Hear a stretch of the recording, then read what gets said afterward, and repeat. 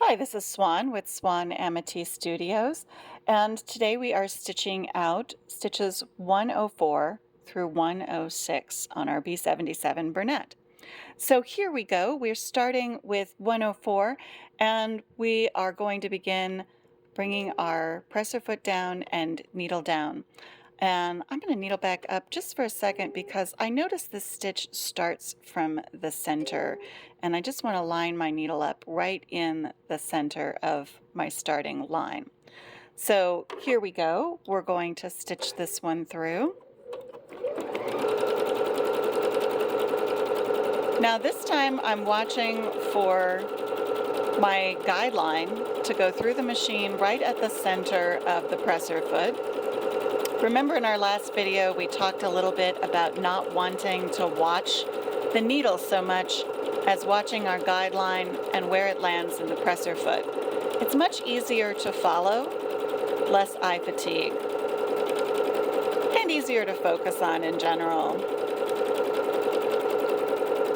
Now, because this is a stitch that starts from the center, it's a little easier than trying to figure out where that line should land in the opening of our presser foot. Center lines are often much, much easier to follow. I like the diamond shape of this one. And in the satin stitches, I feel like this one builds out really nicely. Let's take a look at what we got. Really beautiful. Very fun stitch. We're using a 50 weight 3-ply Wonderfill, and you can see it builds out really nicely. It has a great sheen to it. I am very happy with that. Let's go ahead and mark that one. That is our number 104.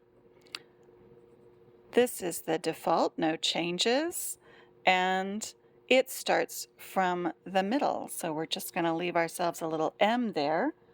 Where does it begin? Let's start with 105. Notice our needle immediately popped over to the left-hand side, so that's where we're going to begin. I'm going to line up my guideline there on the left-hand side, and as my needle comes down, you see it landed right in my little blue marking line. That's perfect. All right, let's stitch this sucker out. Okay, now I can tell you, even from just watching the first one develop, I'm really going to like it. Again, my hands are just barely resting on the surface of my test piece. And now where most of the time I think the utility stitches look a lot like what they're going to give me. In those videos, you probably only heard me say a couple of times, oh, that doesn't really look like what I expected. Now, in some of my satin stitches, that's going to be also true. I'm going to say, yes, the picture looks very, very similar to what I can expect from the machine stitching it out. And I don't get a bunch of surprises. But every once in a while, I am going to get a surprise. I like to see what they're all going to look like in practice before we really get rolling with the machine and test things out in projects we really like. Now, see how that would just make an excellent border to a piece? I'm already thinking about outfits I would like to see that on. If this was right next to all of the buttonholes on a shirt or a project, I would really like that. This also seems like a great thing to add to the seam line on a pair of pants or to the base hem of something that I'm wearing. Really beautiful, really beautiful. And the back side, the tension looks pretty great. I'm very happy with that. Okay, let's move on to 106. And before we start that line, let's mark our 105. Often after I do a whole stitch out like this, I have like a favorites list.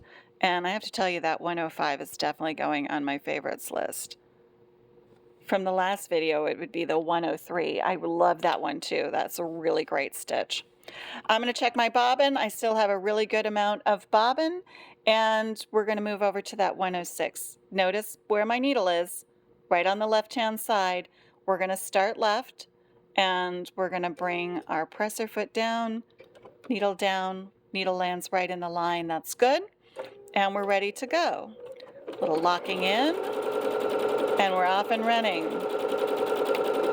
Now this one is building up in a little arch and then flattening out and coming back down to our starting line.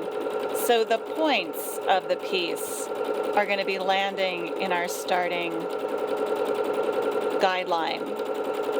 So that's what I'm watching for. I'm watching now to make sure that my guideline, my needle is always landing in that as it finishes out the stitch. Perfect.